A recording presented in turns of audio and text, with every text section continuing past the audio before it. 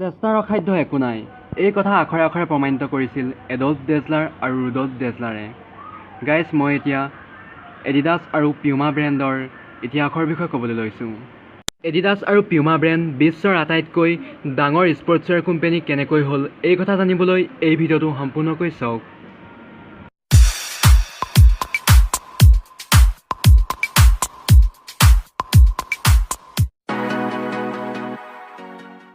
Adidas ব্ৰেণ্ডৰ owner Adolf ডেজলাৰ আৰু Puma ব্ৰেণ্ডৰ অ'নাৰ ৰুডল্ফ ডেজলাৰ দুয়োজন ককাই ভাই আছিল।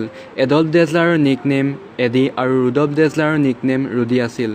এডি আৰু ৰুডিৰ দেউতাকে এটা জোতা বনোৱা ফেক্টৰীত কাম কৰিছিল আৰু মাকেও এক্সট্ৰা পইচাৰ বাবে এটা সৰু কোঠাত লণ্ড্ৰীৰ কাম কৰিছিল।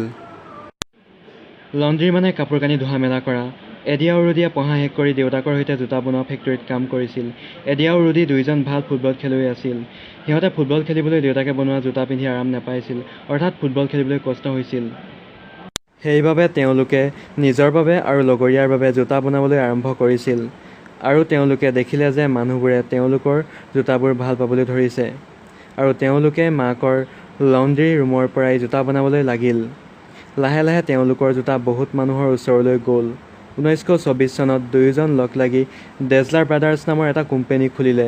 কিন্তু তাতো তেওঁলোকৰ বহুত প্ৰব্লেম হ'ল, কাৰণ সেই সময়ত বেছি কাৰেণ্ট নাপাইছিল।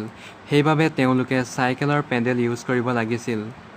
তেওঁলোকৰ ধৈৰ্য্যৰ বলত লাহে লাহে তেওঁলোকৰ বিজনেছ বাঢ়ি গ'ল।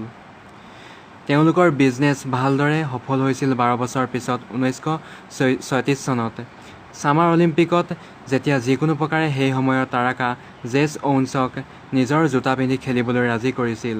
আৰু সেই অলিম্পিকত অউন্সে 4টা গ'ল্ড মেডেল পাইছিল। আৰু লাহে লাহে প্ৰায়বিলাক খেলুৱৈয়ে তেওঁলোকৰ জোতাবোৰ ভাল পাবলৈ ধৰিছিল। পৃথিৱীৰ সকলো খেলুৱৈৰ মাজত তেওঁলোকৰ জোতা জনপ্ৰিয় হৈ গৈ থাকিল। তাৰ পাছত তেওঁলোকৰ কোম্পানীয়ে 2 লাখ জোতাৰ বিক্ৰী কৰিব লাগিল।